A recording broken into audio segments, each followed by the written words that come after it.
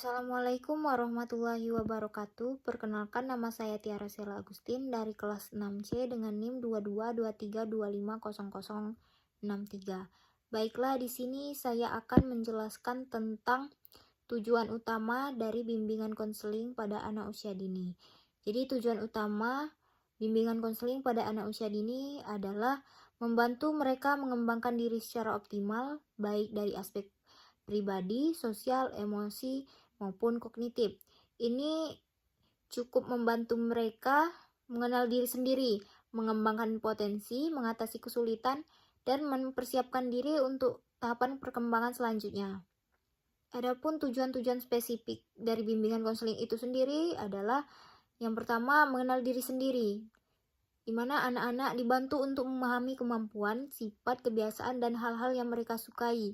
Yang kedua, mengembangkan potensi, yang mana di dalam bimbingan konseling ini itu membantu anak-anak untuk mengenal dan mengembangkan bakat serta potensi yang mereka miliki.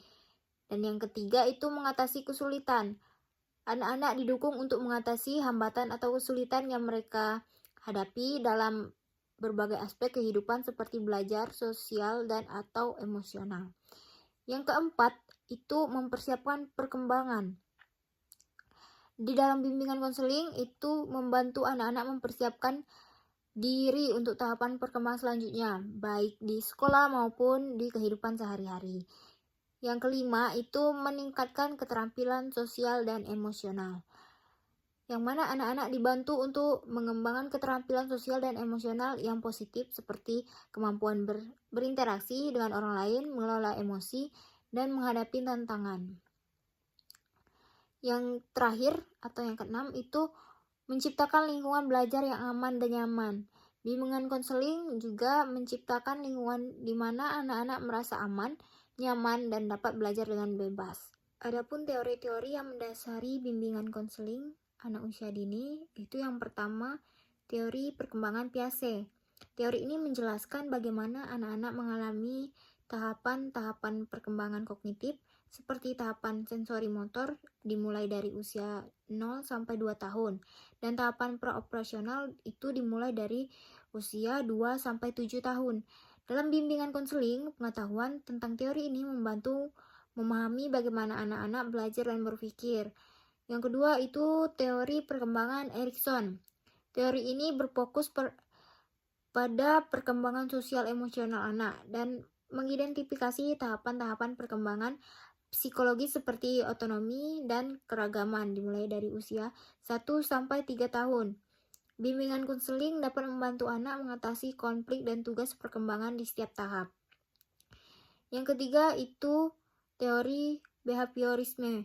Teori ini menekankan pentingnya hasil yang dapat diamati dan proses belajar dan mengasumsikan bahwa perilaku dapat dipelajari dan diubah melalui pengetahuan dan hukuman.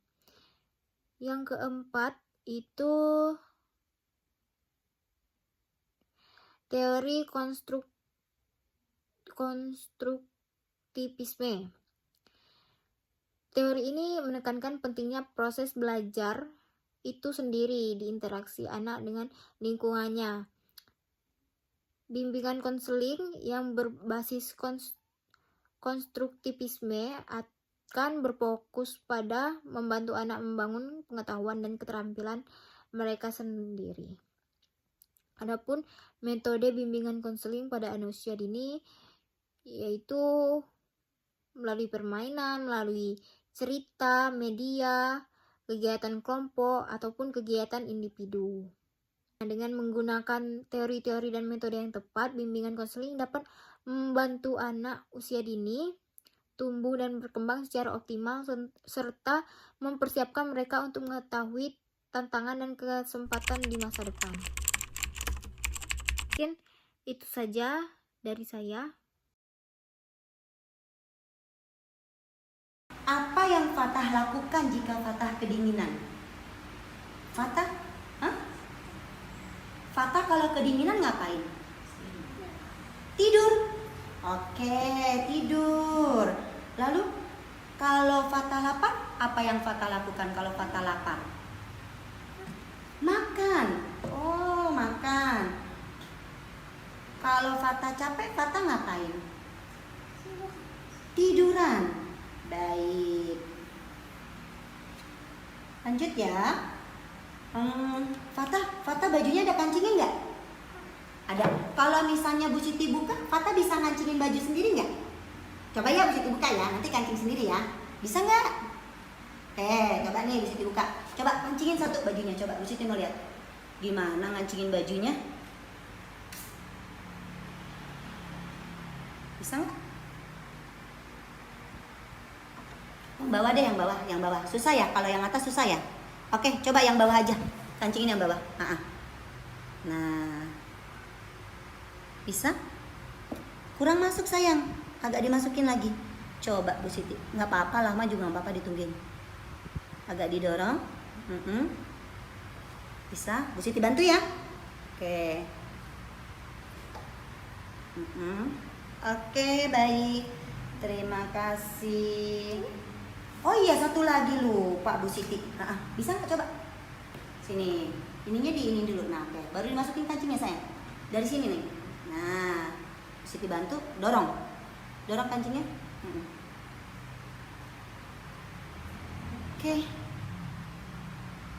Sini. Oke, aku bantu ya. Oke.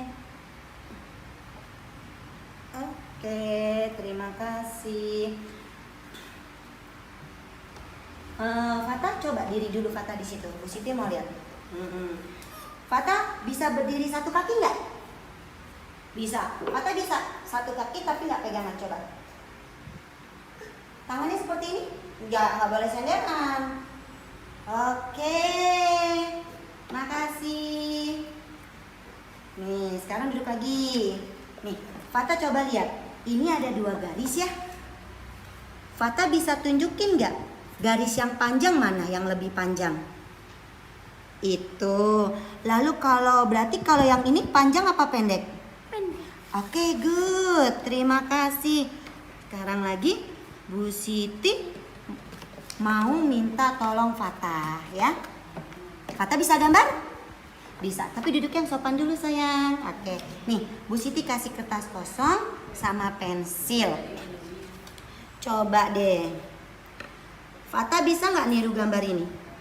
Coba gambar di situ. Gambar ini.